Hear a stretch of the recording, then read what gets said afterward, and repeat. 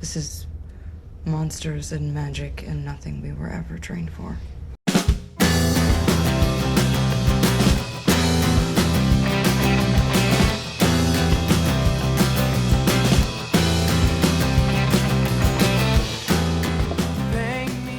Hi everybody, welcome back to the channel. Huge thanks to the people that have subscribed to the channel, the new subscribers and the old ones that haven't buggered off.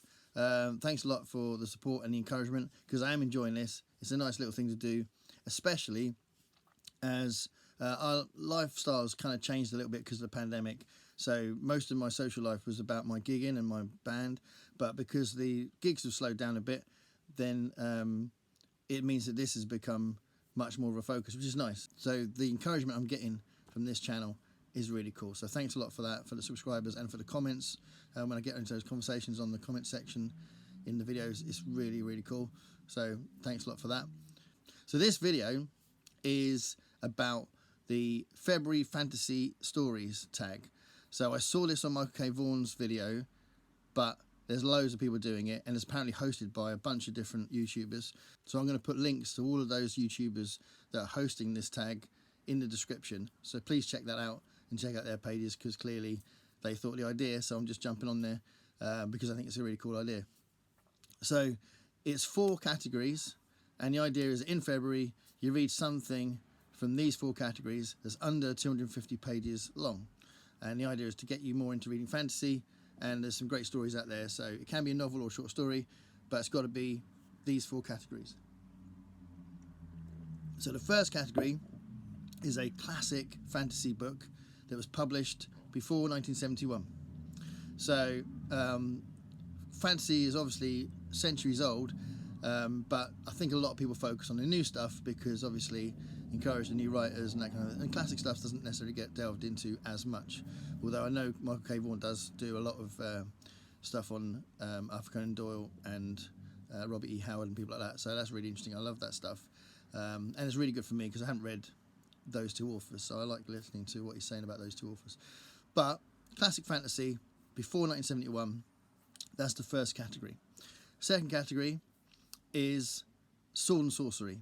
So again, sword and sorcery has been made famous by 3 big characters really: Conan the Barbarian's novels and short stories, and the Elric books, and the Fafnir Grey Mauser books from Fritz Lieber. I love the Fafnir Grey Mauser books. I read them when I was younger, and I want to read them again soon. I'm just trying to find them sort of cheapish, but I haven't read them. I haven't reread them since when I was a teenager. I'd really loved them when I was younger, so I do want to read those. But anyway, that's the second category, sword and sorcery. So that tends to be smaller narratives, so not huge epic quest books or series of books. They're usually more contained, and they're usually a little bit lighter, I'd say, as well.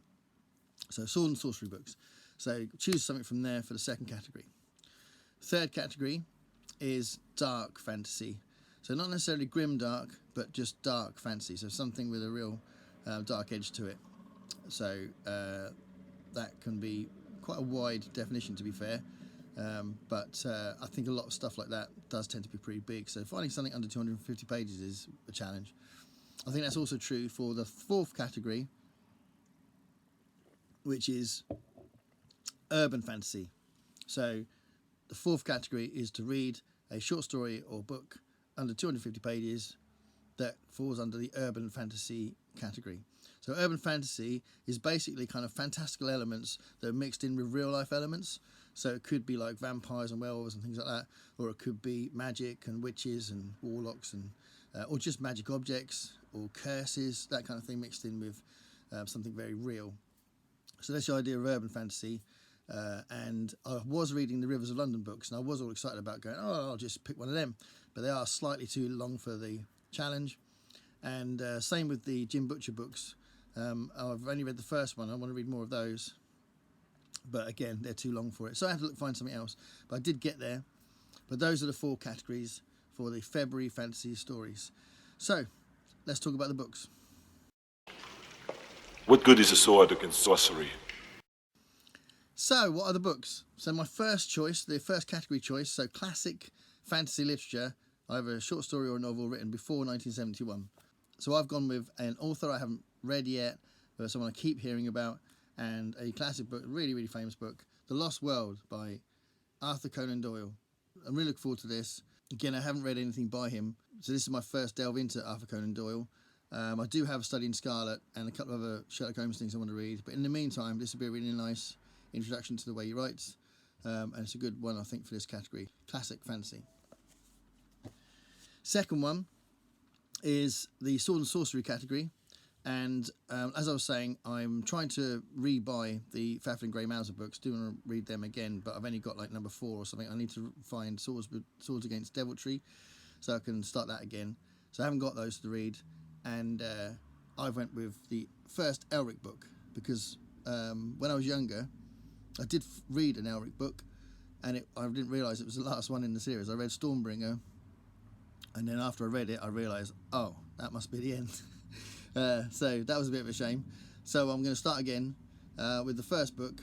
Michael Moorcock's Elric series is legendary, and clearly an influence on The Witcher, and definitely something I want to read. I think I'll love him. So if you don't know, he's an albino warrior with a magic kind of rune sword that steals souls, called Stormbringer.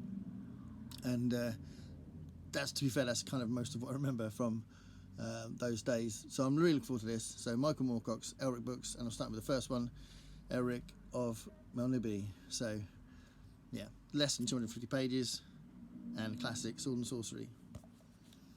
The third one, Dark Fantasy, I've gone right back, but also to something that people don't necessarily regard as fantasy, but clearly is, and that's Metamorphosis by Franz Kafka.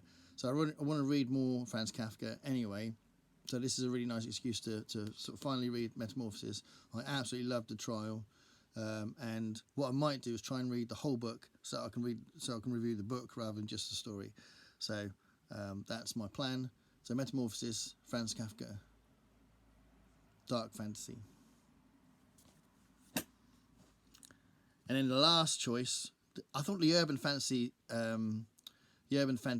category was really hard, because I had lots of possibilities that were all over 250 pages. I mean, I'm in the middle of reading the Rivers of London series, and it was just too long. So I couldn't pick that for this category. So I've gone with Stephen King short story. So the short story is in 4 Past Midnight, and it's called The Sundog, and it's based around a boy who finds a camera with sort of magical properties. I don't know a lot else. I don't really want to know a lot else. I want to read it. But The Sundog is about a boy with a magical camera. So I'm going to choose that for my urban fantasy category. So what I'd like to do, if I'll leave this one to last and try and read the whole book, and then I can review the whole book rather than just that story, and it'd be more of an interesting video. So yeah, Stephen King, The Sundog, that's my choice for the 4th category, urban fantasy.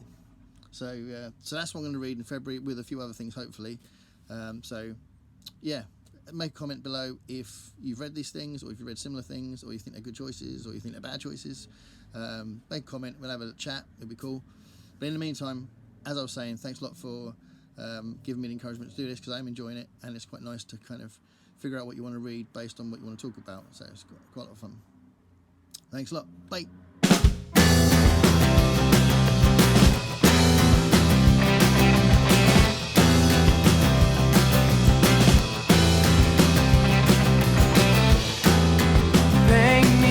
Picture